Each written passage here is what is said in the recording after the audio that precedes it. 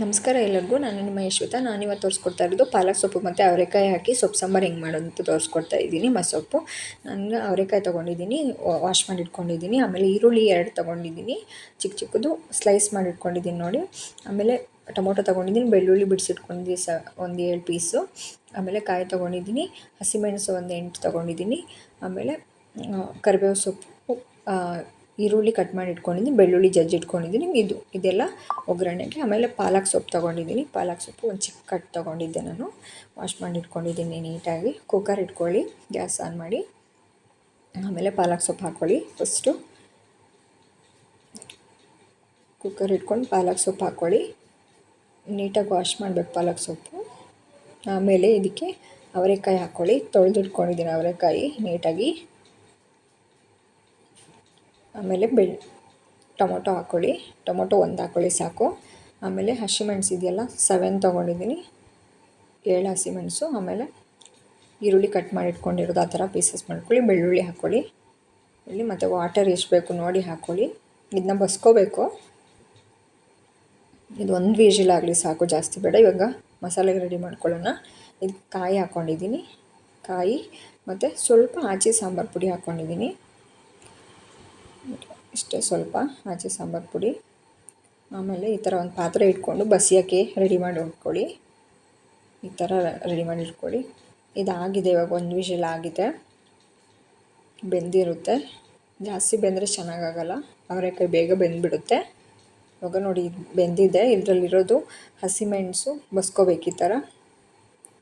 ಇದರಲ್ಲಿರೋ ಹಸಿಮೆಣಸು, ಬೆಳ್ಳುಳ್ಳಿ, ಆಮೇಲೆ ಈರುಳ್ಳಿ, ಟೊಮೊಟೊ ಎಲ್ಲ ತೆಗೆದು ಖಾರಕ್ಕೆ ಹಾಕ್ಕೋಬೇಕು, ಖಾರ ರುಬ್ಕೊಳ್ಳೋಕ್ಕೆ. ಮೆಣಸಿನ್ಕಾಯಿ ಎಲ್ಲ ಹಾಕ್ಕೋಬೇಕು ಖಾರ ರುಬ್ಕೊಳ್ಳೋಕೆ. ನೋಡಿ ಡಿವೈಡ್ ಮಾಡ್ಕೊಳ್ಳಿ, ಈ ಥರ ಸಪ್ರೇಟ್ ಮಾಡ್ಕೊಳ್ಳಿ. ಸೊಪ್ಪು ಬೇರೆ, ಟೊಮೊಟೊ, ಈರುಳ್ಳಿ ಮತ್ತು ಮೆಣಸಿನ್ಕಾಯಿ ಇಲ್ಲಿ ನೋಡಿ ಸಪ್ರೇಟ್ ಮಾಡಿ ಇಟ್ಕೊಂಡಿದ್ದೀನಿ. ಇದು ಸ್ವಲ್ಪ ಜೀರಿಗೆ ಹಾಕ್ಕೊಂಡು ರುಬ್ಕೋಬೇಕು.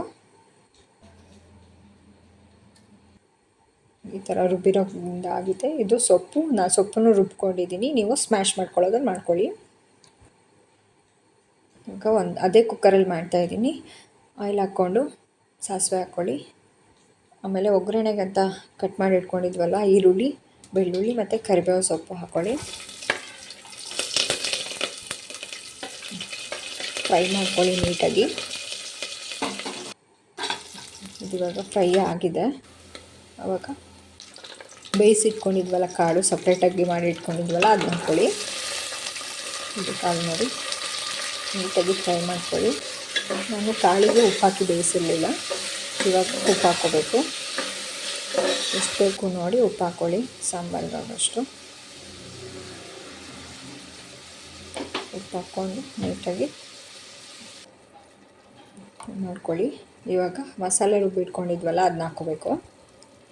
ಮಸಾಲೆ ರುಬ್ಕೊಳ್ಳೋಕ್ಕೆ ಕಾಯಿ, ಆಚೆ ಸಾಂಬಾರು ಪುಡಿ, ಆಮೇಲೆ ಈರುಳ್ಳಿ ಬೇಯಿಸ್ಕೊಂಡಿದ್ದು, ಬೆಳ್ಳುಳ್ಳಿ ಬೇಯಿಸ್ಕೊಂಡಿದ್ದು, ಆಮೇಲೆ ಟೊಮೊಟೊ ಬೇಯಿಸ್ಕೊಂಡಿದ್ದು, ಮೆಣಸಿನ್ಕಾಯಿ ಬೇಯಿಸ್ಕೊಂಡಿದ್ದು ಎಲ್ಲ ಇದು ಮಸಾಲೆಗೆ.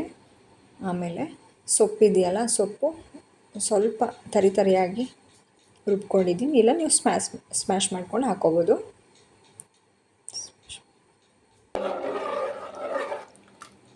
ಚೆನ್ನಾಗಿ ಮಿಕ್ಸ್ ಮಾಡಿ ನೋಡಿ. ಉಪ್ಪು ಬೇಕಾದರೆ ಹಾಕ್ಕೊಳ್ಳಿ. ಈ ಥರ ಆಗಿದೆ. ಇವಾಗ ಸ್ವಲ್ಪ ಬೇಯಲಿ, ಒಂದು 10 ಮಿನಿಟ್ಸ್ ಬೇಯಲಿ. ನೋಡಿ ಈ ಥರ ಸಾಂಬಾರು ಬಂದಿದೆ, ತುಂಬ ಚೆನ್ನಾಗಿರುತ್ತೆ. ಈ ಥರ ಒಂದ್ಸತಿ ಟ್ರೈ ಮಾಡಿ ನೋಡಿ. ಈ ಥರ ಟೇಸ್ಟಿಯಾಗಿರುತ್ತೆ ಸಾಂಬಾರು. ನೋಡಿ ಈ ಥರ ಸರ್ವ್ ಮಾಡ್ಕೊಳ್ಳೋಣ. ಇವಾಗ ಸಾಂಬಾರು ಚೆನ್ನಾಗಿ ಬಂದಿದೆ. ಅವರೆಕಾಯಿ ಹಾಕಿ ಮಾಡಿದರೆ ತುಂಬ ಟೇಸ್ಟಿಯಾಗಿರುತ್ತೆ ಸಾಂಬಾರು.